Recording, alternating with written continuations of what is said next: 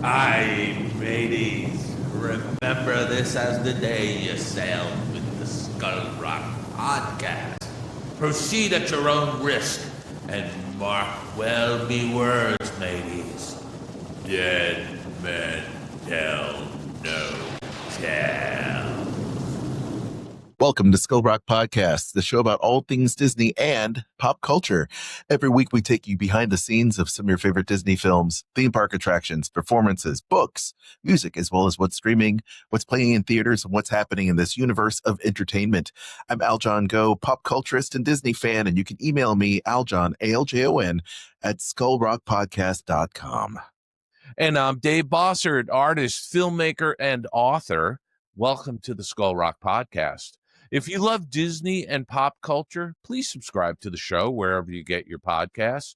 You can also like and follow us on Facebook, X, Blue Sky, Instagram, LinkedIn, and on our very own YouTube channel, the Skull Rock YouTube channel. You can also email me at dave@skullrockpodcast.com. Aljon, how are you?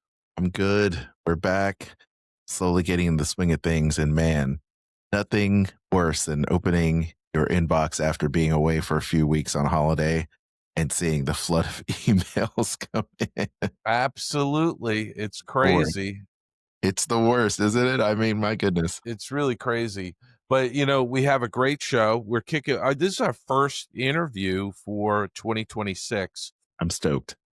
And this is going to be a little bit different for our listeners because most of the time we've had directors, animators, and, you know, other people associated with filmmaking involved. And we're kicking off a 4-part interview with Ed Nowak. He's the former deputy general counsel of the Walt Disney Company. Wow. Yeah. Amazing. So, and by the way, I also view Ed as an artist because he is an accomplished musician in my book. Wow. That's great. And he's going to talk about that career trajectory of, you know, being in music and segueing into law. It's a fascinating interview, I think, from the standpoint that it should give our listeners some insights into some of the crazy stuff that happens to the Walt Disney Company because it is the Walt Disney Company, because Right. it's so big, you know, it has this giant target on its back, you know. Boy. And so we're going to talk about some of that craziness. And by the way, Aljon, a lot of that contributes to the cost of doing business, which is a direct translation into ticket prices. You know, and I know a lot of people, a lot of fans, you know, bemoan how much it costs to go into the park. But when you hear some of these stories and the fact that the company has to spend tens of thousands of dollars, hundreds of thousands, millions of dollars over the years defending itself against frivolous lawsuits and crazy things, you'll understand why these ticket prices continue to climb, you know? Exactly right. I mean, that's the formula. And those are the things that people forget. And we do forget. You know, when these things happen, the cost of doing business increases every year. All the strays that come, you know, left and right, as you said, frivolous lawsuits, people just going crazy, ambulance chasers, this, that, and the other. They're going to just keep on trying to defend themselves. It takes money, time, effort, you know, and those lawyers, they're not cheap. No, they're not. And you know something? We're going to get into all of that. We're going to be talking to Ed. And by the way, Ed also, and he's going to talk about this story. He's going to tell us this story. But Ed actually played the Wurlitzer organ at the El Capitan Theater on Hollywood Boulevard.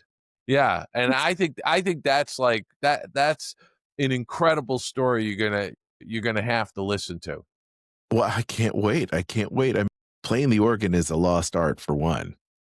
Legitimately the right organ, you know, but Wow, I can't wait to hear it. I cannot wait. This is going to be great. No, it's amazing, so it's going to be a really terrific interview. Can't wait to get to it. We've got plenty of other stuff going on. We've got, comments from our listeners, that I think every week I get something in my Facebook feed from Oh, people talking about one of our shows.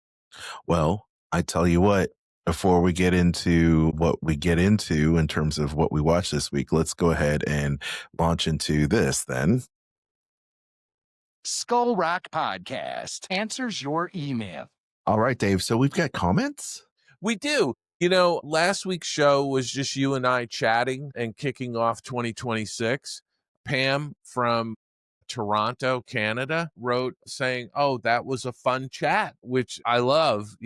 Sadie from England said, "I remember binge watching the first series in Los Angeles of Stranger Things." Yes.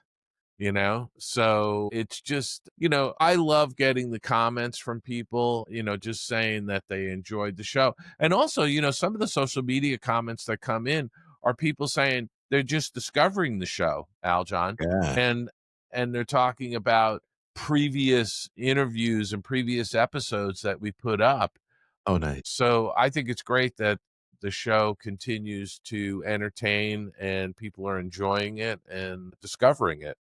Well, I love that. For one, I don't know when you start watching these series, like I can remember specifically when I first started watching Stranger Things, when I first started, and it was a binge. Same with The Walking Dead the first time. It was so cinematic. I felt like I was watching a movie, really hooked me from the moment I hit play. And I Yeah. didn't know what to expect. You never know what to expect when you start a series, but then you just get hooked. And while the series Walking Dead kind of, I think, lost its way after about, 4 or 5 seasons, but kind of found its way back. Stranger Things didn't really do that for me. I felt like it was pretty strong overall. I would say the first season is untouchable. The first season of that show was untouchable. And then it came back around, and I thought the final season was very good. As we Yeah, talked I this week. I have to catch up on it. I haven't had a chance to sit down and watch that yet. Do you have a series in particular that you feel like was just a banger after banger series as of late? Uh, I would probably classify Landman or the most recent season of Mayor of Kingstown. Yeah, I've heard a lot of great things about that. Yeah, the latest season was really edge of your seat kind of stuff, Oh, I love which is that. fantastic. That's So, great. and Looking again, forward. what I love about a lot of these streaming shows is the fact that they are cinematic, that it feels like it's like a really long movie that's been chopped up into episodes, and it's fantastic. What I don't like is that the seasons are short. They're like 8 or 10 episodes. I want more. Yeah. So, Well, I felt that way about Andor. I feel like Andor is probably one of the, and maybe the Mandalorian season 1, was so good. It was so good, Dave. Like I feel like that was like the prime of Disney Plus, and I no, feel I like I I agree. The first season of Mandalorian was terrific, you yeah, know? And by the way, I did see the trailer for The Mandalorian and Grogu, oh, the movie, you know? it's good stuff, isn't it? I'm just looking forward to seeing it. It just looks Sigourney Weaver. fantastic. Hey, Yes, look, Sigourney Sigourney Weaver's Weaver's in great. it. Like you can't beat that, No. And and I feel like this week, Dave, you're I don't like to assign homework to you because you do so much, but you've got to see the Marvel trailers for Doomsday. I will. I'm gonna watch those. Yeah. Every single week over the past month, they have been releasing a new trailer in HD in front of Avatar. So you saw Avatar. We're going to talk about that. But did you see the Doomsday trailer in front of Avatar? I don't recall seeing a Doomsday trailer on the head of the Avatar. In fact, the only trailer that was Disney related at the head of Avatar was the Mandalorian and Grogu. Interesting. Because I'm sure you saw it in IMAX, right? No, Oh, you didn't? because now where I live, I don't have an IMAX theater close by, but the theater here has what they call the Cube, right? Which is Cube. a large stadium seating theater Yes. that has a large screen, but it is not IMAX. I get it. So you have an unobstructed view. It's Yeah. very okay. And by the way, it's a very good movie theater experience going into the Cube. Well, I like that. I like the name, the Cube. And where are you Yeah. going? Going to the Cube. Sounds great. Yeah. Well, hey, I like the feedback. Keep it coming, gang. Really appreciate it. I'll give a shout out once again. Leave us those voicemails. We have the button there in the show notes, so please check it out. In the meantime, let's go into I love the sound of film going through a projector. I know you do. It's the picks of the week, Dave. I didn't watch a whole lot this week. I was catching up on episode. I'll just make mine real quick. Catching up on episodes of Law and Order, SVU, Okay.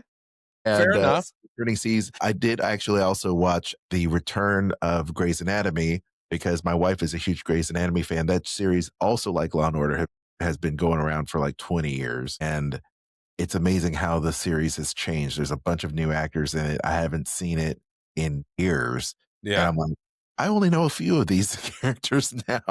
Yeah. But Yeah. like everything else, I would say that if you get a job as a doctor on Grey's Anatomy, 50% of you will die in the hospital, either an explosion, a car wreck, or a plane crash. That's what's going to happen because that's what happened to every single doctor that's been on that series. Oh my gosh. Percent leave due to bad injuries and they never recover. So Oh God. anyway, Dave, that's it for what I've been watching. Dave, how about you?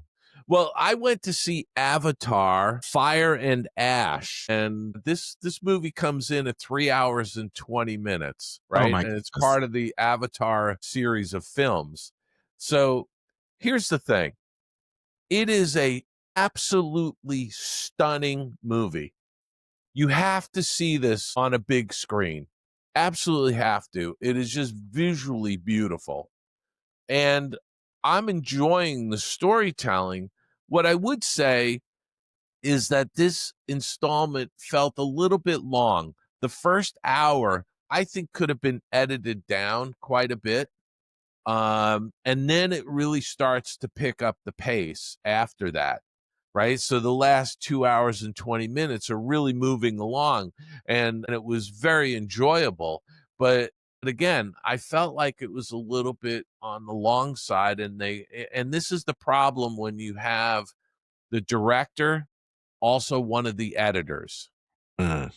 They fall in love with everything and they don't want to cut stuff out. And by the way, Aljon, it doesn't matter because the movie's made over $1 billion in a couple of weeks, right? Yeah. And so nobody cares about any kind of criticism. The people at the studio executives are going to be, James, make your next movie, your next Avatar movie 4 hours. We don't care as long as Oh it my keeps goodness. making billions of dollars, Yes. But I just think as an audience, as somebody who likes to go to the movie theaters, 3 hours and 20 minutes was a bit long when it's not moving in the beginning. And I didn't think it moved as quickly as it should have. And that's why I felt like it needed to have some editing done on it. The other thing I would say, Aljon, is that the original Avatar came out in 2009. Yes. Avatar: The Way of the Water came out in 2022. And here we are in 2025 with Avatar: Fire and Ice. And I would just say, how about putting a little trailer at the head of these movies to get us back up to speed? Last time on it. They did that with Downton Abbey. Yes. They had this little prologue at the beginning of the film with a couple of the actors from the film saying, here's what happened, blah, blah, blah, blah, blah. Now you're up to speed, and we go into the new movie. How about giving us a little 5-minute trailer that takes us through the first couple of movies and gets us back up to speed? That would not be a bad thing. Yeah. That's what I would say about it. But this is such a beautiful movie. You really have to see it on a big screen. That's what I'll say. I enjoyed it. Nancy and I actually went to see this together, and she thought the last 2/3 of the movie were fantastic, but she felt the same way as I felt with the first hour. It just felt like it dragged a little bit. It could have been tightened up. On the small screen, The Pit has dropped season 2. on HBO Max. And if you haven't seen the show, this is absolutely a fantastic show. It's a realistic examination of the challenges facing healthcare workers in America as seen through the lens of the frontline heroes working in a modern day hospital, really in the emergency room of a hospital in Pittsburgh, Pennsylvania. And the first season won primetime Emmy Award for outstanding drama series. This What they do with each season, Aljon, is that it's a 12-hour shift. So each episode is an hour of that shift, right? That's the season. So you're That's going not through a 12-hour shift with these doctors and nurses in the emergency room. And it's just a great ensemble cast led by Noah Weil. That's great. It's just really, I think this is one of the best shows on television. And I don't say that lightly, but if you get a chance, watch The Pit on HBO Max. Okay. Wow. And I think you can watch it on other streaming services, but there may be a fee or something. Yeah. And then I started watching a show on BritBox through Amazon Prime. It's called The Game, and it's basically a detective is haunted by an unresolved case, and he's retired now. So the retired detective's peace is shattered when his new neighbor repeats a killer's chilling phrase, sparking a dangerous game of suspicion and obsession. And this is season 1. It's brand new. It's a 2025 mystery series. Really terrific. The first episode sets it up very nicely. Some well-known British actors are in this show, and so far, after the first episode, I really enjoyed it, and I'm going to watch the remaining. I think there's only 4 episodes or 5 episodes for this particular show, Interesting. and that's it. That's all I've been watching this week. Well, that's great. The Pit sounds like a great show. I'm going to have to check that out for sure. It really is, and it's quite realistic in its portrayal of what goes on in an emergency room, and very, in some instances, graphic. Wow. From the gore standpoint, like cutting people open and stuff like that. Sure. Really, really well done. I mean, it looks realistic. Well, that's good. Well, Noah's no stranger to doctor's hospital. That's right. He used to be he was on ER for many years. Yeah, for sure.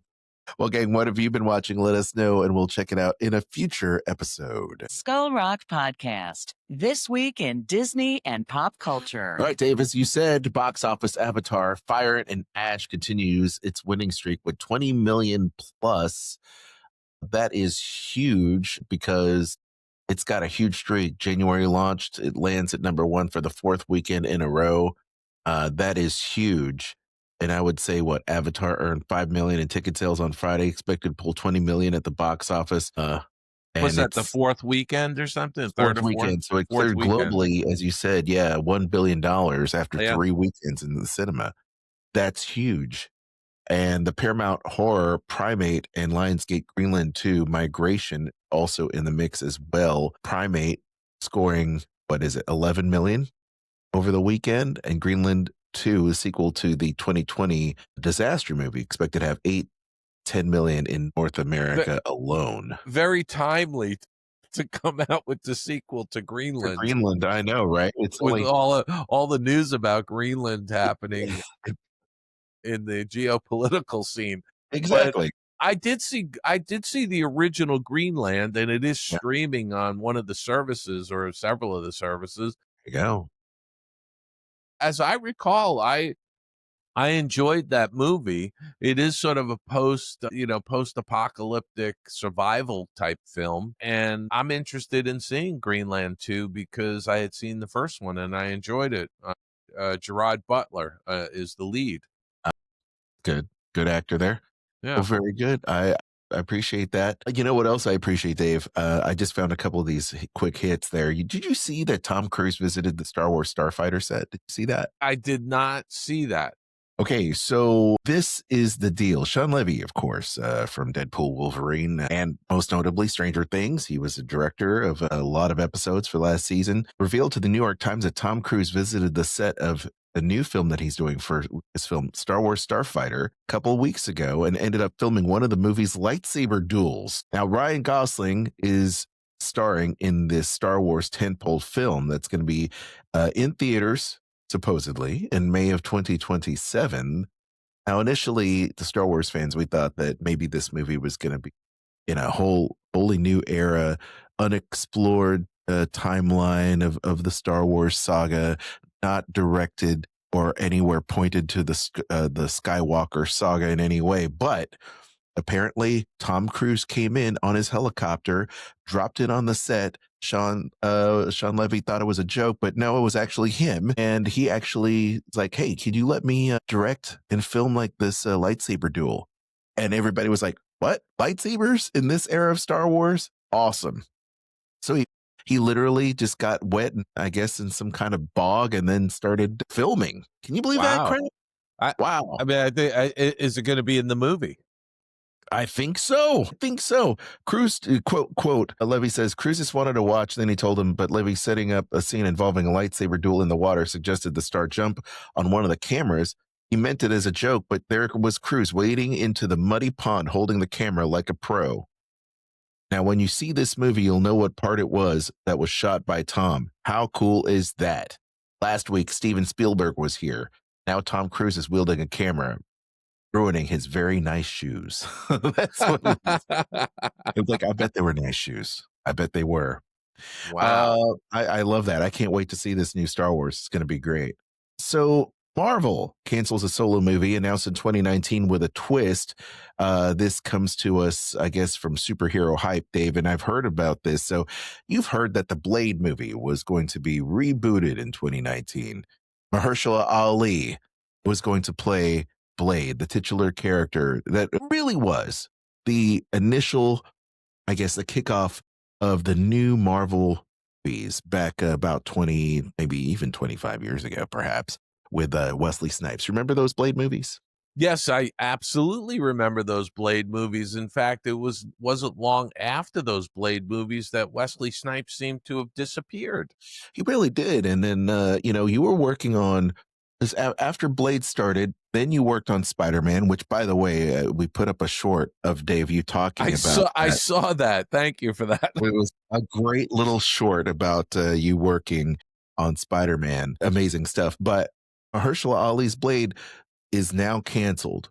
They've had issues, and apparently, even though that movie's canceled, that they announced in 2019 with Mahershala Ali, it looks like they're going to be doing a Midnight Suns movie, and this is going to be one of the movies that is going to follow Doomsday and Secret Wars in the MCU. They're going to have a Midnight Suns kind of team up movie, and not only is Blade and Mahershala Ali supposed to be in it, but apparently they're going to have a bunch of other characters in there as well, perhaps even Doctor Strange, who was initially part of this series. Well, Moon Knight was also part of the comic series, Werewolf by Night, Man-Thing, Elsa Bloodstone, where those characters are in the Werewolf by Night. So a lot of those supernatural kind of characters, including Moon Knight, which, by the way, is a great series too, by the way, on Disney Plus. I love Moon Knight. I don't know, is that coming back? It looks like it may not, but the character will. So maybe this is going to be the successor to bring those kind of supernatural characters and that horror genre all together. You've got the Vampire Slayer with Blade. You've got Werewolf by Night. You've got Man-Thing. You've got Elsa Bloodstone. And, of course, maybe even Doctor Strange there as well. So that looks like it's going to be really good. We'll see what happens there. I think that's awesome. I think so, too. Oop. What was my sound effect? Obituary roll call. Oh, there you go. All right, Dave. Now from the news to this week's passing of a musical legend, Bob Weir, Grateful Dead co-founder, passes at the age of 78. And this just happened as we record this just yesterday. The singer-songwriter, rhythm guitarist known for his craftsmanship on such songs as Sugar Magnolia and playing in the band, Dave, many people love the Grateful Dead, and Bob Weir, one of its founding members, an amazing musician and producer in his own right. Dave, what say you about his life and career? It's kind of the end of an era. He's the original co-founder of the Grateful Dead with Jerry Garcia, and boy, he just carried on after Jerry Garcia, passed away unexpectedly back in the 90s. What was it, 95 or something, I think. Yeah. Yeah, and it really is the end of an era. I had seen some stuff with Bob Weir over the last year or two, and he seemed to be doing great, you know? Did So too. Apparently transitioned peacefully, according to his family. He was courageously battling cancer, and he was diagnosed in July, but returned to his hometown stage next month for a three-night celebration of 60 years of iconic music at the Golden Gate Park. And just very, very sad. But once again, what a great life. And of course, he had such a musical legacy, touring for decades and decades, and his fellow bandmates, of course. It is an end of an era. So very sad news, but what a great life. How about this, Dave? Sidney Kubrick, child actor in Our Gang comedy shorts, dies at 97. Wow. now He, that's what I'm talking about. yeah, he You live into your late 90s, you're doing okay. You had a good life. yeah, no doubt. He played the bad kid known as Boim, Butch's sidekick in the Yep. Hal Roach films before calling it a career when he was 15. I know that face. That face was the face of a bad kid. And by the way, I mean, if you read that obituary, he was making $750 a week That's when a they lot of were money. filming in the Depression. That Yeah. was some big bucks. That was coin, man. Oh yeah, he was making some coin. And by the way, it's Kubrick, Sidney Kubrick, and I spoke and said Kubrick, but That's Kubrick. okay. We butcher names here on Skull Rock. That's what we do for sure. But once again, his older brother Leonard Kubrick played the main character and troublemaker in the series, giving Spanky, Alfalfa, and Buck and Darla a hard time before Bond replaced him in 1930. The youngest of three kids, he was born in Minneapolis on July 2nd, 1928. Came to LA as an infant family. Whoa, what a career. What a career. Pedersen, CGI pioneer of 2001, A Space Odyssey, and visual effects artist, also passing at the age of 91. He and Douglas Trimble went on from creating a short film in 1964's World Fair to working on many months on the Kubrick classic. The film absolutely would not have happened without Khan. That name I know from visual effects for sure. Yeah. He worked on a lot of different films. I know him from sci-fi, especially working with Douglas Trimble, who was also a pioneer in the field as well. What a great person in film. He worked for Southern California-based Graphic Films, produced content for NASA, wrote and directed To the Moon and Beyond, a 15-minute film narrated by Rod Serling. Did a lot of stuff. Yeah, he really did. He had an incredible career and really is one of the pioneers of modern special effects. Love it. Love it. Here's an untimely death, Dave. At the age of 69, the Thing and Space Jam star T.K. Carter found dead at his home at the age of 69. Wow, this guy, he's been in a lot of films back, and I would say, maybe his career really hit its zenith maybe about 20 years ago. But I remember him in Kurt Russell and in The Thing, which was a great, great film. I really appreciated that film. But he's been in a bunch of different shows like Good Times, The Waltons, The Jeffersons in the late 70s. He's cast at Knowles in John Carpenter's The Thing alongside Kurt Russell. He's just been a lot of different things. Yeah, and you know something, again, another very familiar face of an actor that's not a household name, but somebody who really had an incredible career and was in a lot of things. And when you see his face, you're like, I recognize him from all kinds of stuff. Yeah. Alongside 1996, he was chosen to voice the nerd-luck alien Knot in Space Jam with Michael Jordan and Wayne Knight. Just very sad. Very sad. Yeah. Also, a long life, Gunsmoke star Roger Ewing, dead at the age of 83. Roger Ewing, best known for his Deputy Marshal Thad Greenwood in Gunsmoke, has passed away. Once again, if you're a big fan of the shows of that era, you'll know his face. It's a very, very long career. working in TV and such. And then Alan Alper, music director and film composer, passes away at the age of 78. Son of the MCA talent agent, he worked with the likes of Mitzi Gaynor, Florence Henderson, Charo, and Debbie Reynolds during his career. I think we've seen that once again. He had a zenith in his career back in the late 70s. As you can see, as a pianist, Alper composed scores for low-budget films like The Bang Bang Gang, Caged Men, Wild Riders, Hollywood Babylon, Super Chick, Inferno in Paradise, Black Gestapo, and On Any Sunday Too. So he definitely had, one of those careers of providing music for those types of films for sure. And last but not least, Guy Moon, Fairly Odd Parents and Danny Phantom composer, dies at the age of 63. Wow. This is so sad because this was a traffic accident.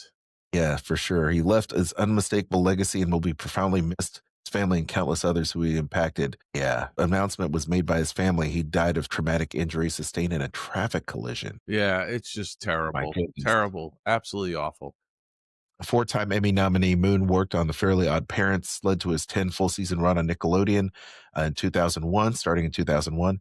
He lent his musical talents to a number of animated TV series, including Danny Phantom, Tough Puppy, Bunsen is a Beast, Adventures of Rocky and Bullwinkle, 1992's The Addams Family. Oh, my goodness. Yeah, he did a lot. Yeah. He certainly did. Well, that is the passings for this week. May they all rest in peace. Now let's get into this, the main attraction for this week. Ed Nowak is on the show, former deputy general counsel for the Walt Disney Company. Can't wait to hear it right here on Skull Rock Podcast. Let's do it. Hey, let's chat. Let's chat afterwards. Let's chat. And he said, let's chat again. Skull Rock Podcast. Interview time. Well, Aljon, we've got another fantastic and distinguished guest this week. We've got Ed Nowak, who is the former Deputy General Counsel of the Walt Disney Company. Ed, welcome to the show. Dave, I am gratified to be here. But when I got here to the Paul Rock studios, I went straight to the green room, and there was a guy in a uniform who said the door was locked. So I went upstairs to the famous Skull Rock commissary, Yes. but it was empty, Okay. and the coffee machine was out of order. So I came back down here to the studio, and I couldn't help noticing that the audience has already left. So I've got to ask you, are you sure you want a Disney lawyer on this podcast? I see that you're very observant and taking a lot of notes. I hope you didn't see Don Hahn still milling around in the green room. I'd know him anywhere. No.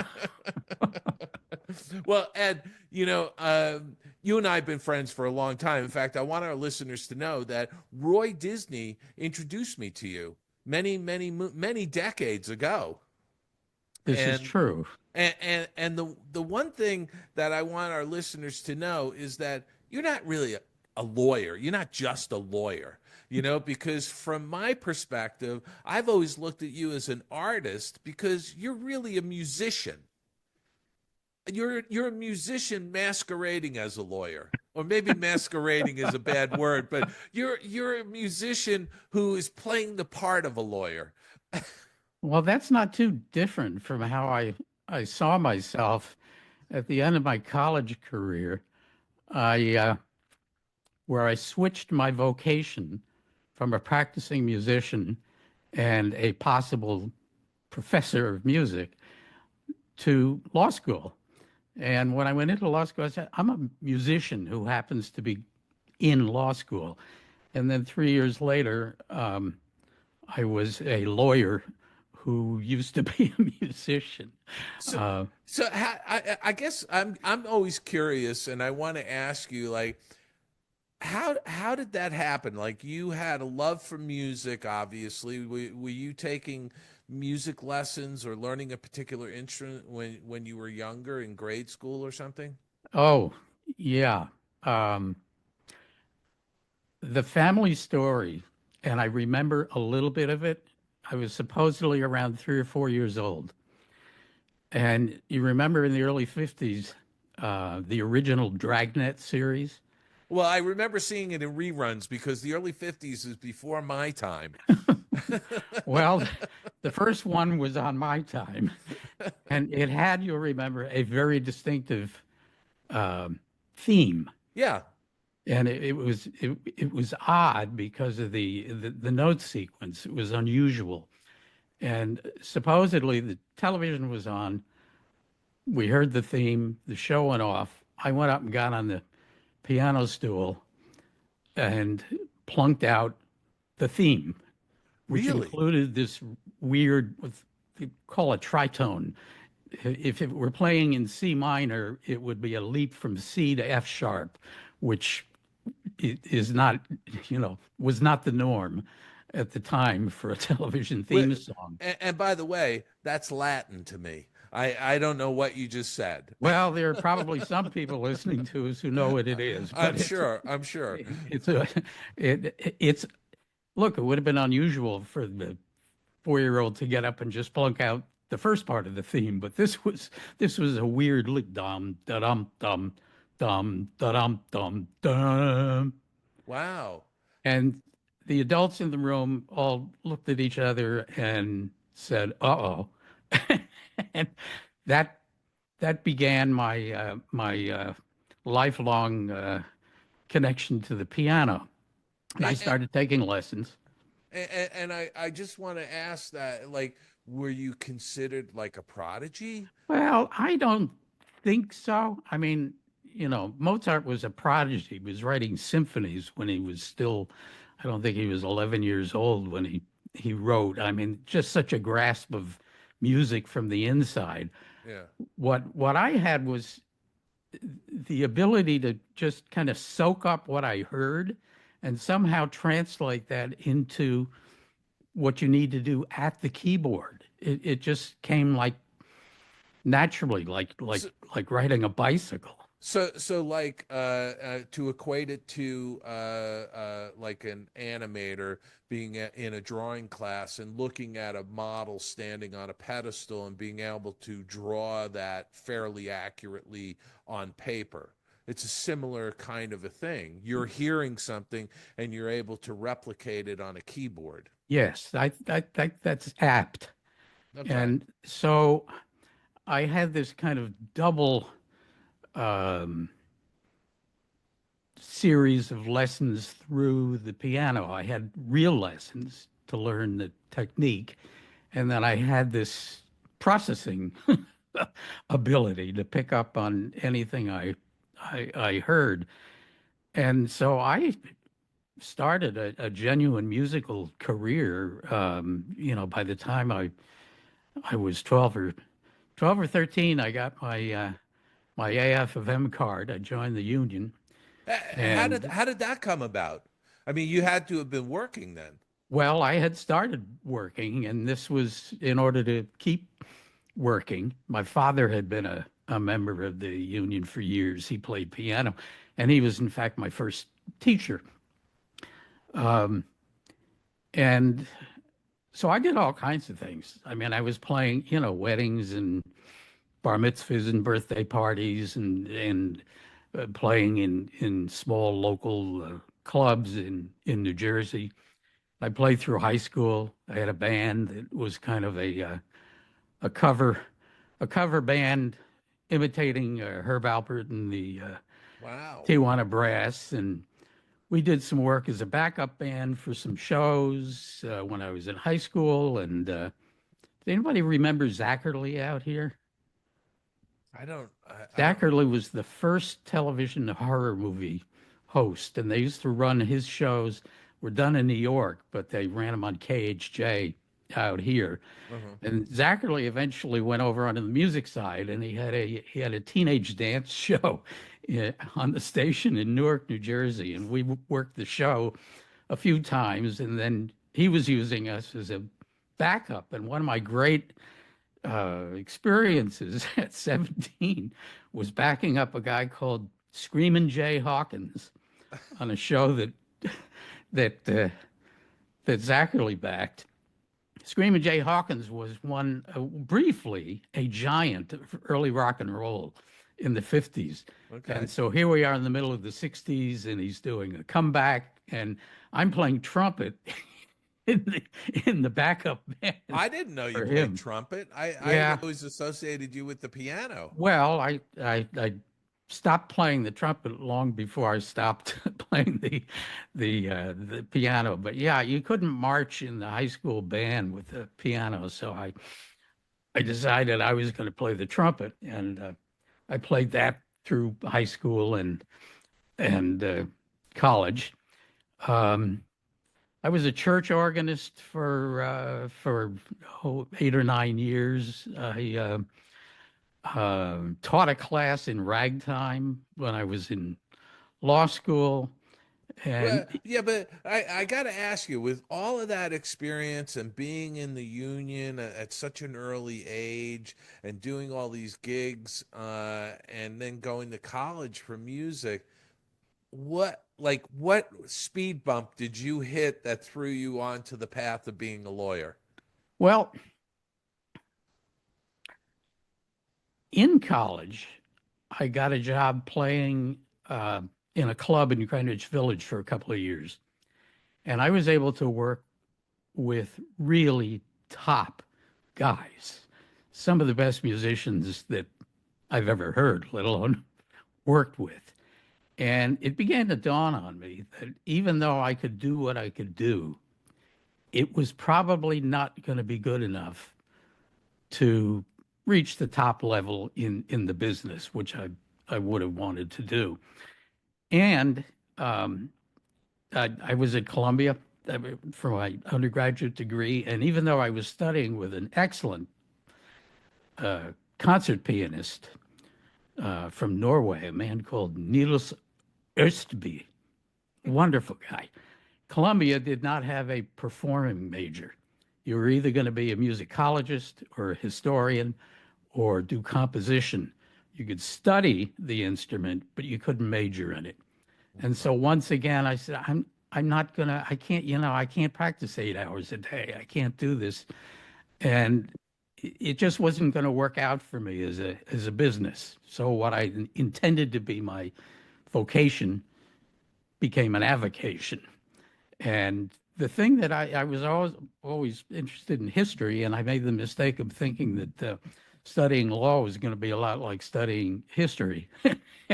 It wasn't, but nonetheless, I persisted and came out the other end with something that I also really enjoyed doing. And I never gave up the music. I mean, I was playing on the side while I was practicing law in New York. One of my early memories, not long after we got to know each other, was I remember walking into the main theater on the Disney studio lot, and you were down in the front on the piano playing, and it was, I believe it was for the Annette Funicello memorial. It was. I Yeah. did. Yeah. Someone asked me whether I would want to play live to film to accompany Tommy Cole, one of the original Musketeers. He was going to do a tribute to Annette dancing, ballet. Why they decided to do it live to film, I don't know. But when I was asked, I said, absolutely. Yeah.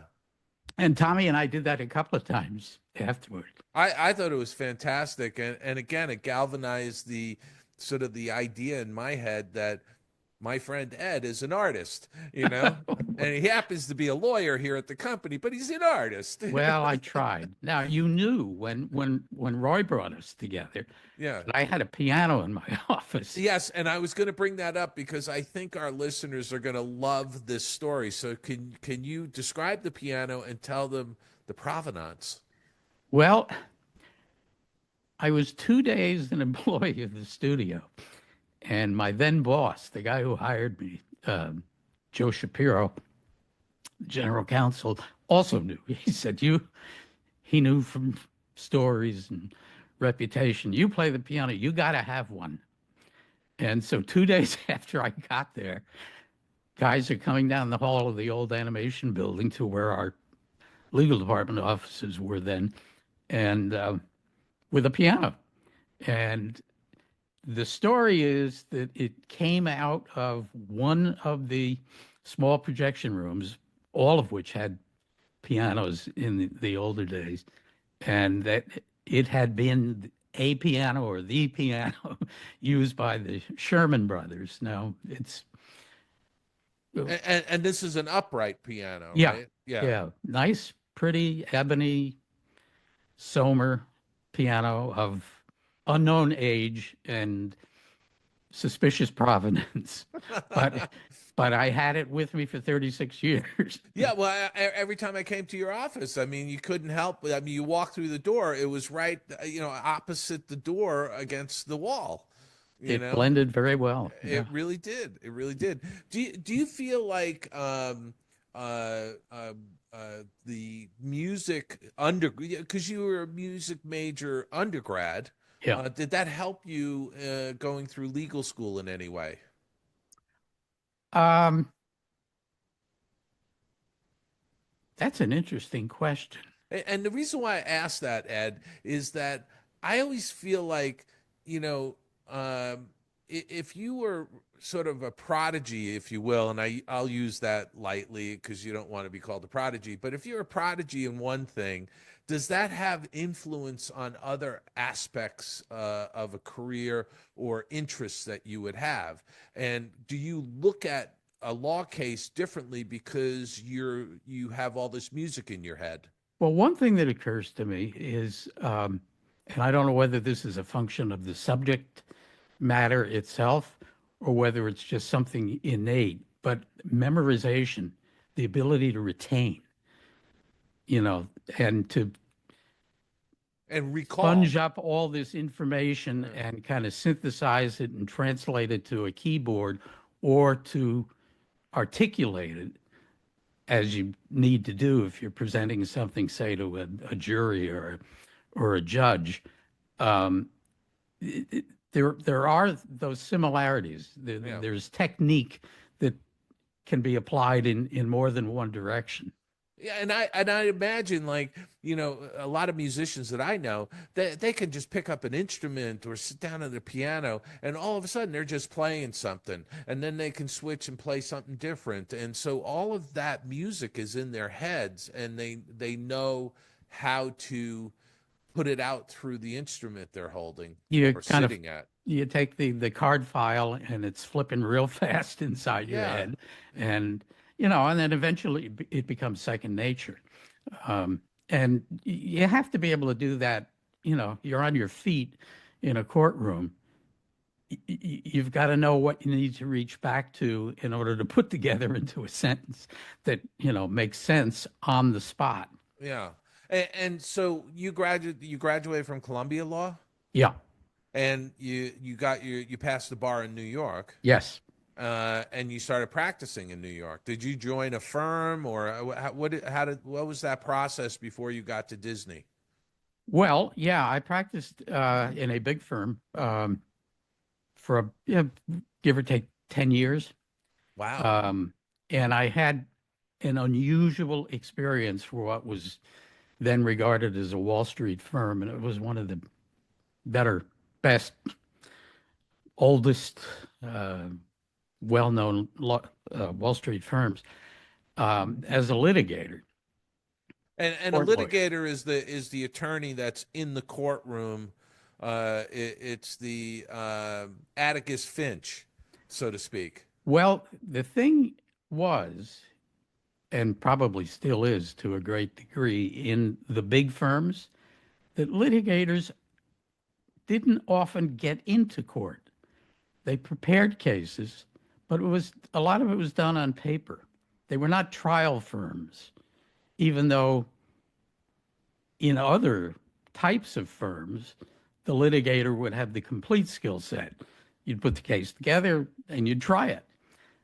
Where my experience was unusual is that the firm did do a fair amount of trial work. They would take things because of the client mix. The firm stood out in that it did serious trial work.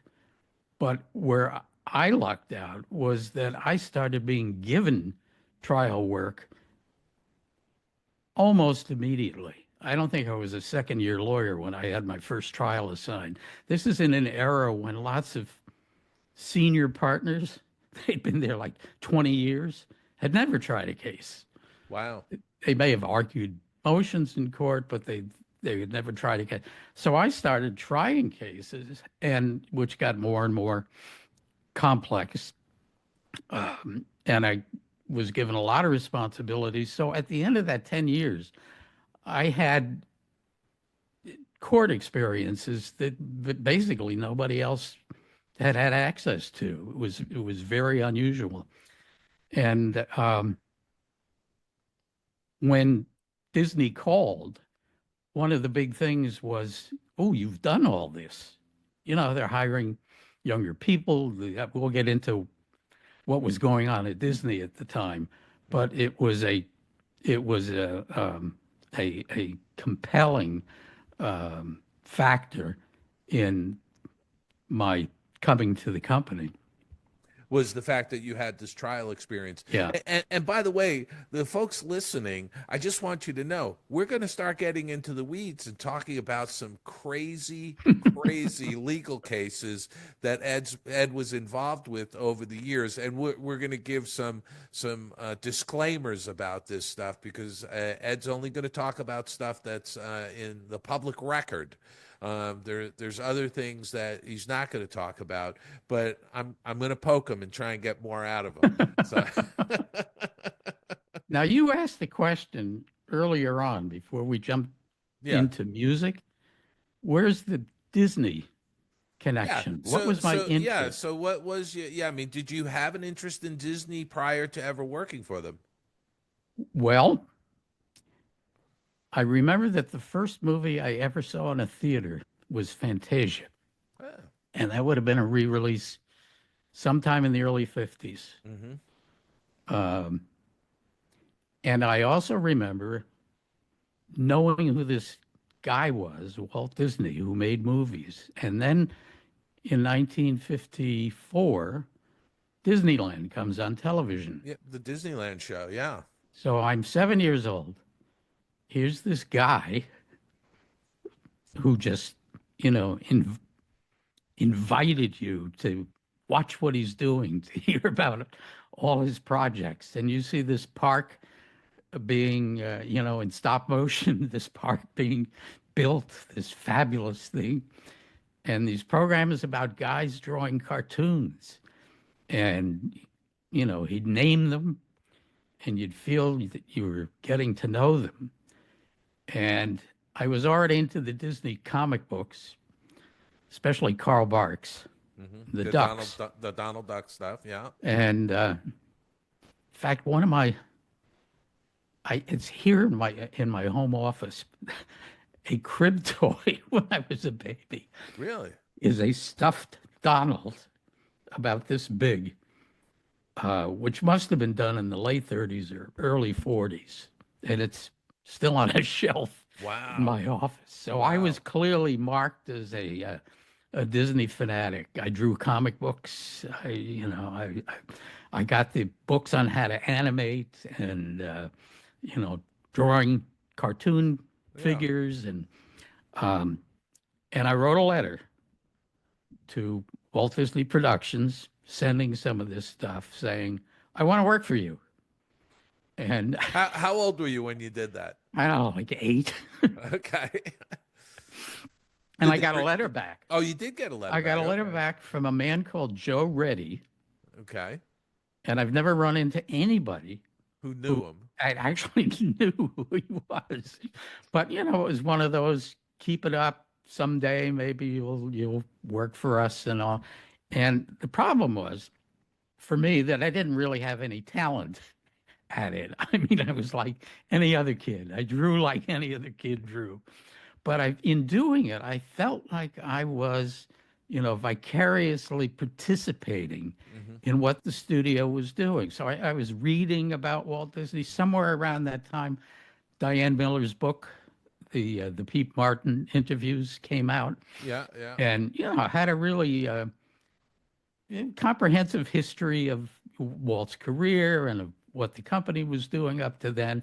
I was really into this. There wasn't much to read about Walt then, but so I've kind of identified with the company and saw everything that came out, watched the Mickey Mouse Club, knew who all those people were. I remember seeing, I don't know where I got them, but big color photographs of the lot in the late 1950s. And I said, what a place. It looked like a campus. I want to be there. Yeah. So my hobby, my Disney hobby, kind of branched into an interest in photography, still photography, and then 8mm film. And I was through high school hardly without a camera of some sort in my hand, making small movies. Roughly the same time Steven Spielberg was making his 8mm movies, one of which carried a credit of something like a film by Stevie Spielberg.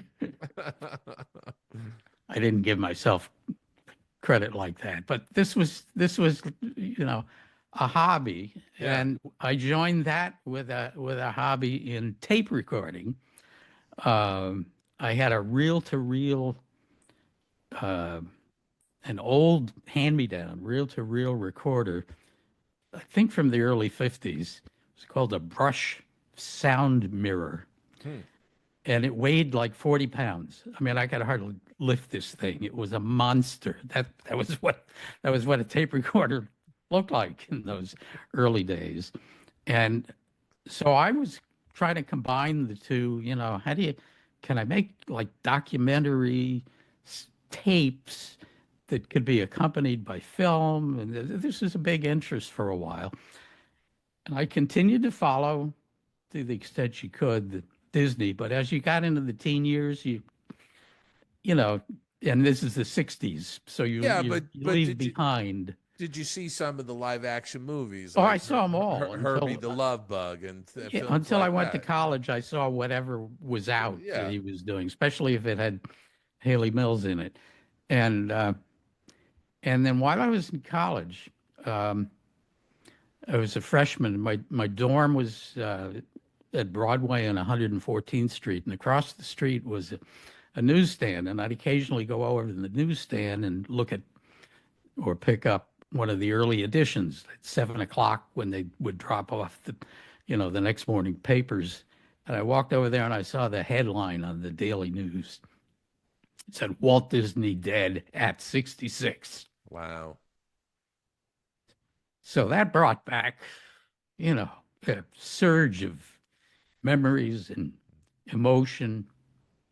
And I continued to the extent you could, because there wasn't all that much written. Read stuff about, there was a Richard Schickel book guy used to review. Yeah, he was a critic. He wrote a book about Disney, and kind of the Bob Thomas book as well. Bob Thomas was gentle, but Schickel was like, over psychologizing Walt.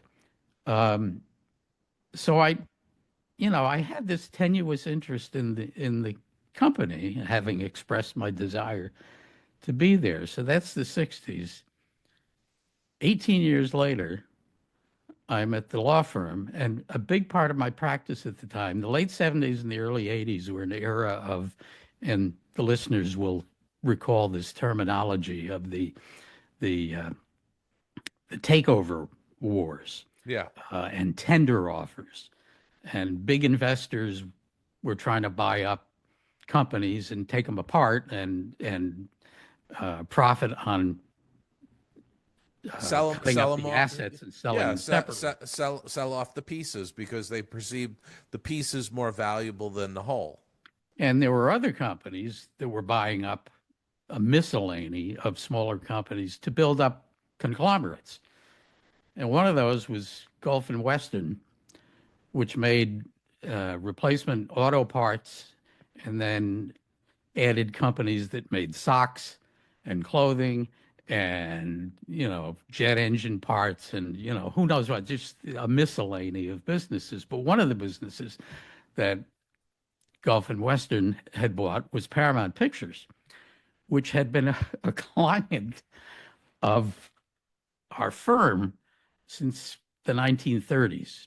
Wow. And then eventually departed, but somebody came back into the firm with Paramount as a client.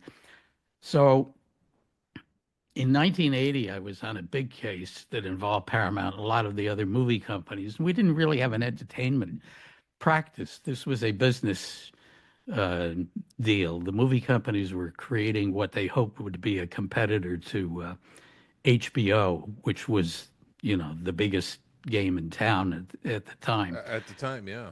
And I got to know some of the Paramount people, briefly. Case only went on a few months. But I remembered some of them, and one or two of them remembered me. This becomes significant in a minute. Oh, I think our listeners are probably going, well, wait a second, Michael Eisner and Frank Wells and Jeffrey Katzenberg and, Well, they got to the right place. Yeah. The other thing was in the middle part of 1984, and I'm keeping up on all this tender offer stuff. I see that one of the biggest deals or attempted deals going on was Disney.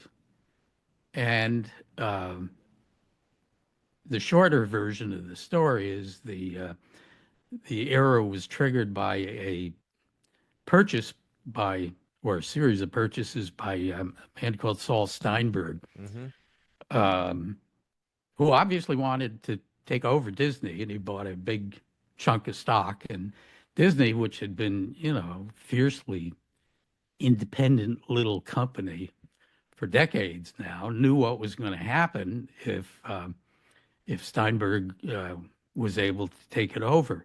So there were lots of articles. I mean, you could follow Disney for weeks and weeks and weeks, the machinations that were going on, defensive maneuvers. It was typical of target firms to try to go out and find a friendly investor who would, one way or another, protect them from the raiding investor.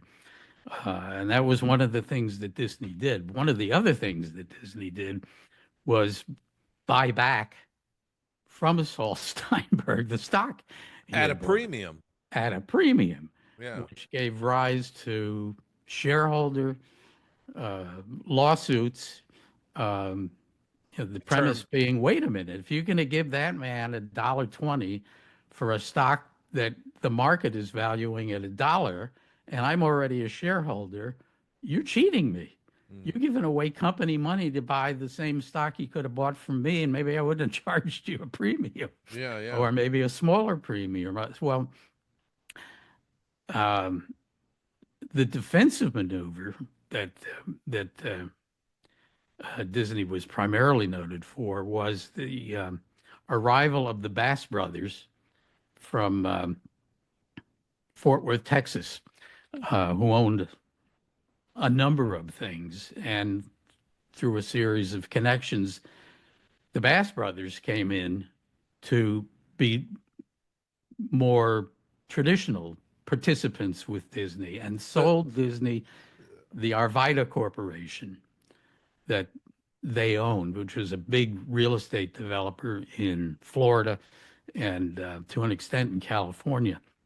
And it was through those connections that the change in management happened, and you ultimately end up with Roy coming back to the board after a 7-year absence, and Michael Eisner as chairman and CEO, and Frank Wells as president. Who we should point out, Frank Wells was an old classmate of Roy E.'s.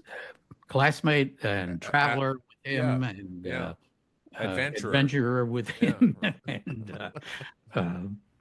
and remained, they remained friends. So that was clearly the what was going to be the new regime.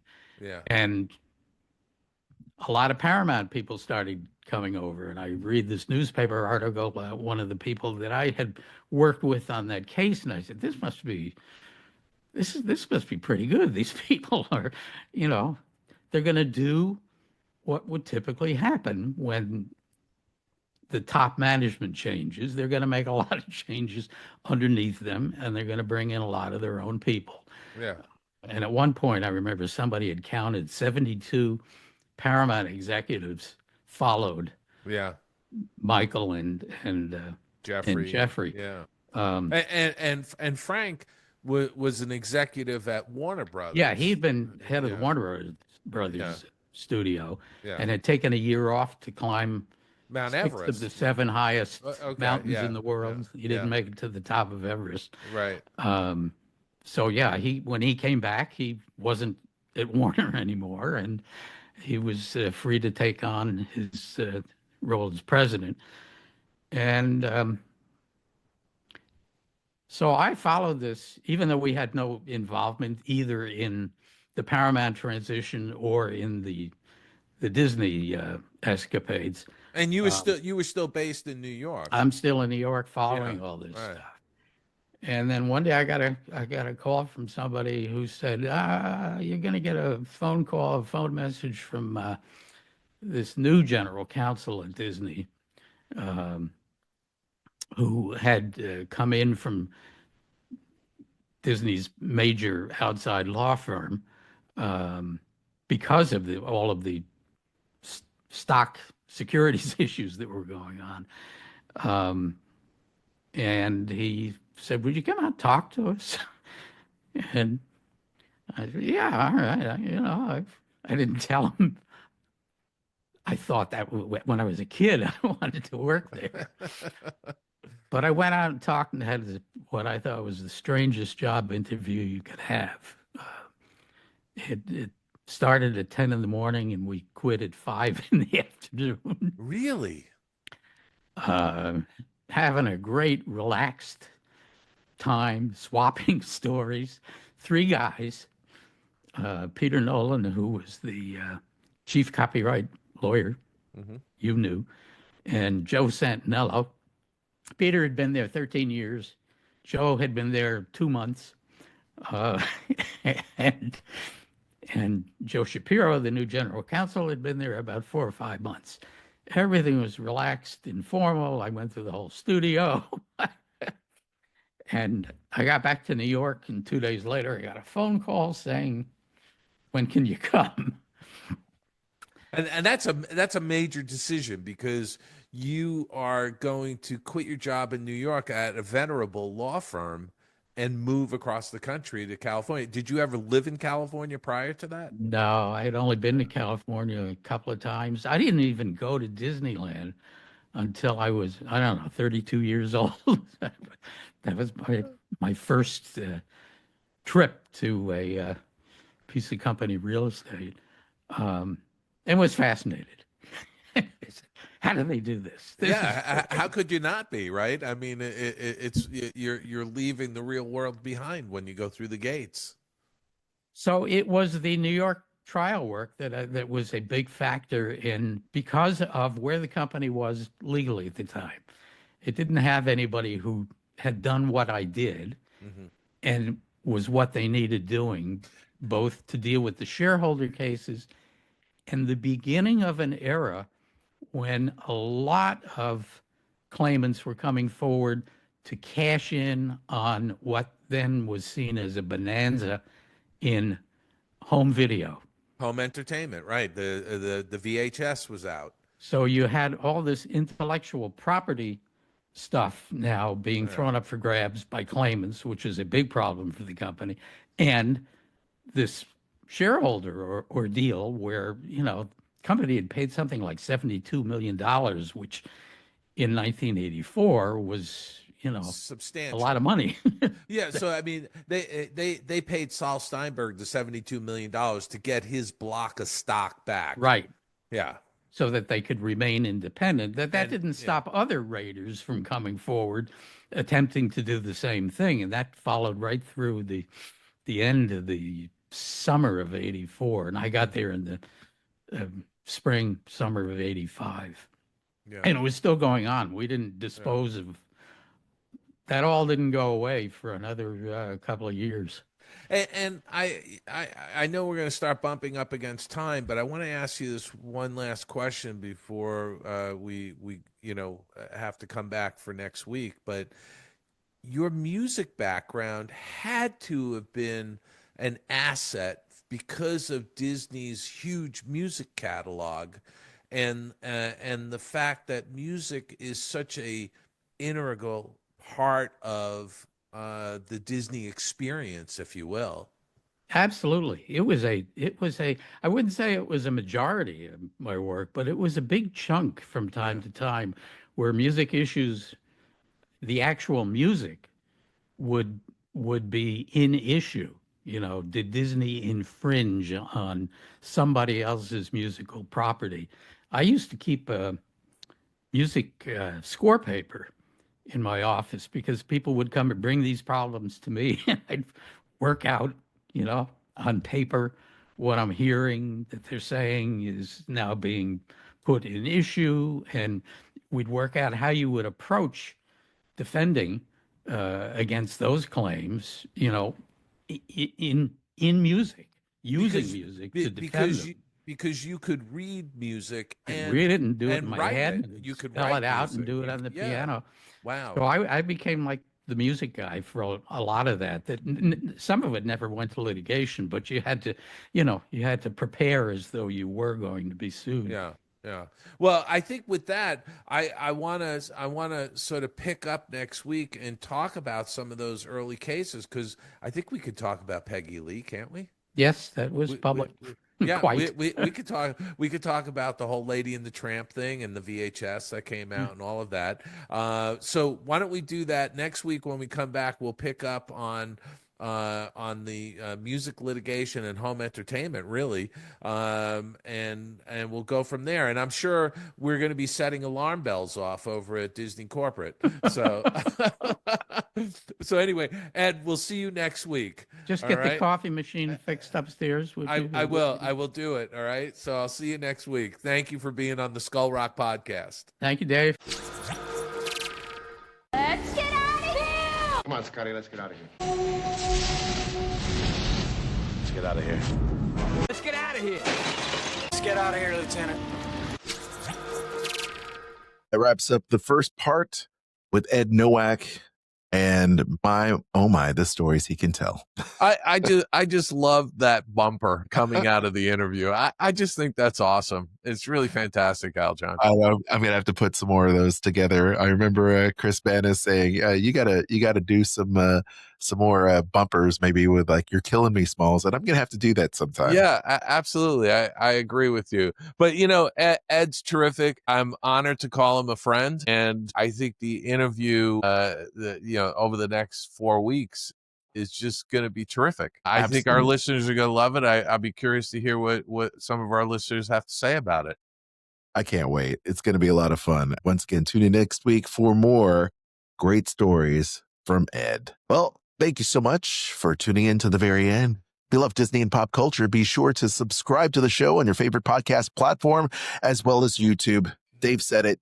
Get out there, hit up YouTube, give us a like, give us a subscribe. Be sure to leave us comments. Every little bit helps the algorithm. And also check out our shorts. We're going to be putting in check your shorts. That's right, Aljon. Check your shorts. Check your shorts. Check your shorts because you may have missed them. But be sure to check the shorts because we're going to put up more little quips from Dave because that's how we roll. So check the shorts, Dave's shorts, and make sure they're nice and tight. Okay? You can also send us those emails. We appreciate it. Dave or Aljon at skullrockpodcast.com. Check me out on Instagram, Aljon Go. I would appreciate it. Also, the other show that I host, it's a great podcast called Dining at Disney. We're also doing a lot of really cool video content these days. So check out Dining at Disney podcast on Facebook and everywhere you find podcasts. Dave? Well, Aljon, I want to let people know that my Tunes Behind the Tunes show on SiriusXM, Disney Hits, channel 133, all during the month of January, we're featuring the song Best of Friends from Fox and the Hound. How's that? I love and that. it's sung by the great Pearl Bailey. It's a wonderful song. Check it is. out on the Tunes Behind the Tunes on Sirius XM Disney Hits Channel 133. As always, you can always get some of my books at theoldmillpress.com. You can get signed copies, so check out theoldmillpress.com, including, by the way, the Old Mill Press is releasing 2 new books, The Art of John Canemaker and Animator's Garden, by John Canemaker, the great historian. He's been a guest several times with us here on the Skull Rock podcast. And also A Spoonful of Sugar, the story of the Upjohn Pharmacy in Disneyland by Stephen Hall.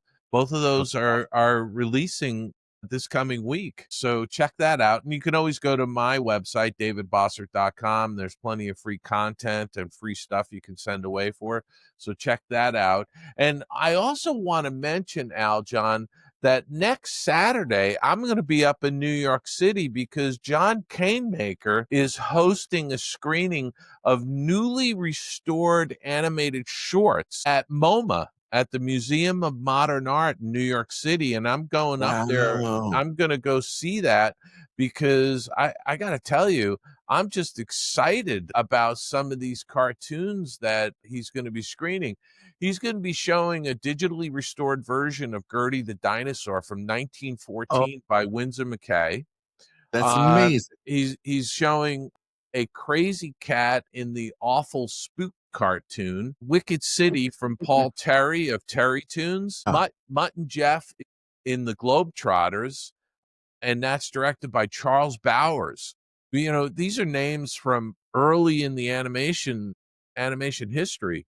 That's amazing. Swat the Fly from Dave Fleischer, Hawaiian Birds, another one from Dave Fleischer of Fleischer Brothers, and Dig from 1972, the John and Faith Hubley film, as well as John Canemaker's screening Confessions of a Star Dreamer and Bridgehampton. And I would point out Bridgehampton is there's a chapter on his Bridgehampton film in his new book, John Canemaker, The Art of John Canemaker and Animator's Garden.